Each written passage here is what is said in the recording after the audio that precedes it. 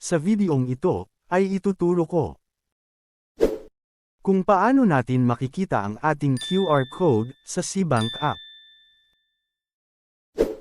Let's go.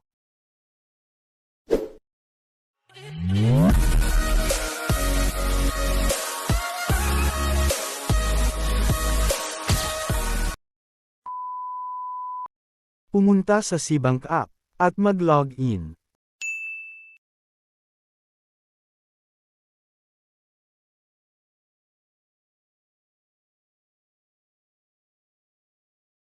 Pindutin ang Scan at Pay.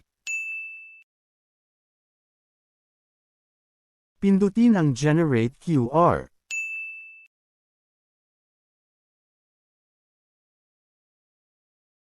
At makikita na natin dito ang ating QR code sa ating SeaBank account. At yun lang, sana nakatulong. Please subscribe.